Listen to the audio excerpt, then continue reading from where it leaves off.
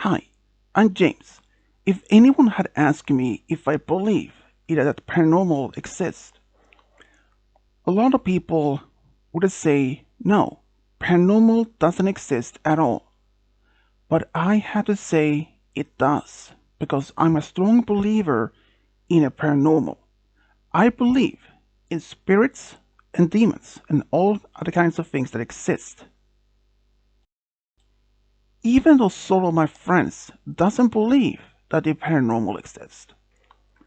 I had tried to convince them about that the fact the paranormal is real. But it's not that simple. But luckily for me, I do also have some friends who is a believer in paranormal like myself. But this story isn't not about that. This was something that happened to me when I was about 18 years old during my senior year of high school. This was about 2 years ago. So well, if it happened to me, I wouldn't have been able to prove it. But I wasn't alone that day. I was, in fact, with my best friend Simon. We went to the same high school, even though our old high school is alleged to be haunted. But even though most of the school buildings are built sometimes in the 1980s, but only one building at the property of the school is 120 years old. That was the very first and also the oldest part of the school. That building has a lot of classrooms, and that is where the most haunting is said to take place. Many students, even when we were in high school, didn't even believe in these stories of haunting. Well, there have been a lot of dares of anyone to even go there to prove this haunting exists. Well, like I said, most of my friends didn't even believe in such stories about this haunting. You may wonder, what kind of hauntings is it? Is it poltergeist? Not really a poltergeist.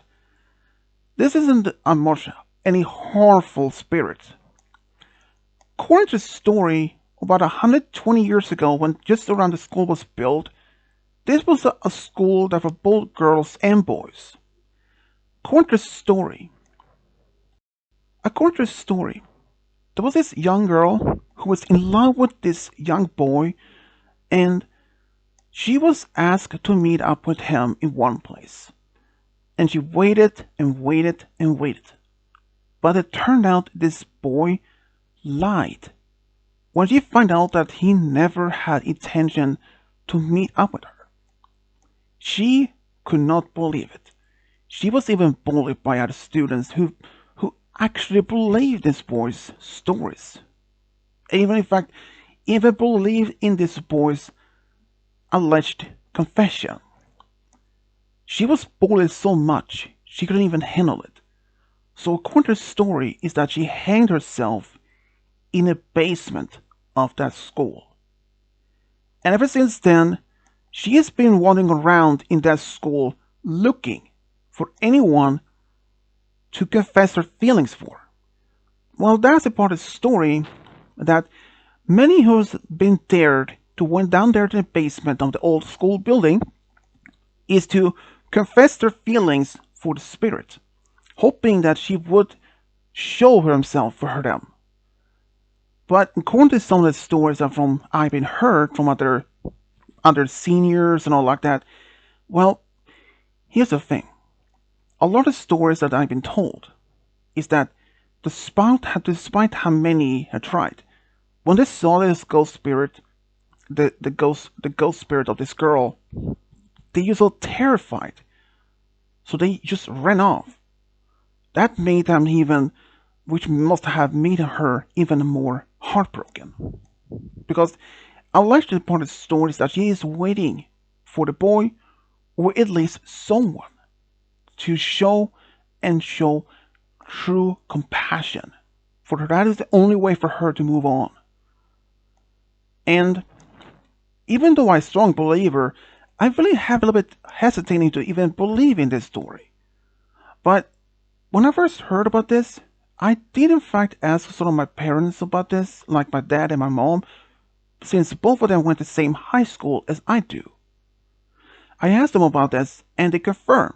They also heard about this. In fact, even my dad had once been there to do this. And he did there, but he didn't see the spirit or even heard anything. So, so me and Simon, we were once there to do it one day, and I was really surprised. We were there to be going there on a Saturday, because why not, they thought. So this was on a Friday when we were there. So I decided, no, this is actually on a Thursday when it happened. So I had 2 days on me to decide if I was going to do it or not. So for that next 2 days, I actually went to school library to see if there was any records of this supposed girl.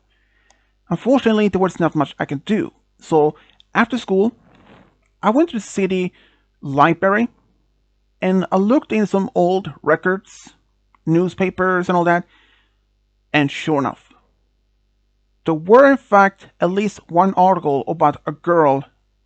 Her name was Abigail. She was about my age when she hanged herself in the basement. So it turns out the story of her being hanged herself was real. I told Simon that, showed a photo of the article, and he could not believe it. But we had made our minds. We were going there. So on Saturday, me and Simon sneaked out of our houses around 8 p.m. And we actually met up some of the friends from high school. And this told us they didn't even believe that we would even show up. But we did.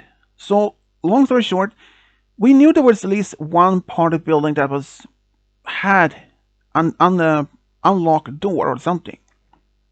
So we snuck in. They told us we had to be in there for at least 1 hour. And I felt like, okay, not a big problem. So we went down there in the basement. And they also told us that we had to be in there in the room alone, not both at the same time. But we decided, why not the both of us? We asked them. So that means, how we were up to prove that we didn't see ghosts or not. So we did. So Simon and I went down there. We found a room where she hanged herself. We found some things to sit on, like a box or something like that. I don't remember exactly, but we sat down and we waited and waited. We talked. And then we thought of the idea, why not to at least ask her if she's still there, if she could give her a sign. And of course, we heard some tapping. We asked her to tap at least 2 times as if she is there, and 1 time as for no. And there was 2 taps for yes. And even though I could see that Simon was a bit scared, but even though I was a little bit uneasy, but I wasn't much scared. Then suddenly this spirit literally appeared from us. A girl the same age, around 18 years old. She had that type of clothes from that time, and even though she had long brown hair to her shoulders, she looked sad. I asked her if she was Abigail. She nodded without saying a word. I told her, you can stay there. And I said, I know what happened. She nodded again. You don't have to tell us anything if you don't want to. Simon was surprised that I was so calm, and I actually talked to the spirit girl as much if she wasn't even like a real spirit, if she was a real girl. But I told him, pretend it's nothing, I told him. Act as you were normal. Because pay her respect and kindness, I told him. I asked her if the reason that she's still here is that she can't move on until she has found someone who showed her the true compassion. She said yes with a small almost quiet voice. I understand how you feel. Well, not exactly the part that you hang yourself, but having a heartbroken, I have been also been rejected a few times myself. She said that I was surprised that she was surprised that I didn't have the have the heart to move on. Maybe each one of us respond differently. And I should mention this that I also had it recorded on my phone the whole time, and so did Simon.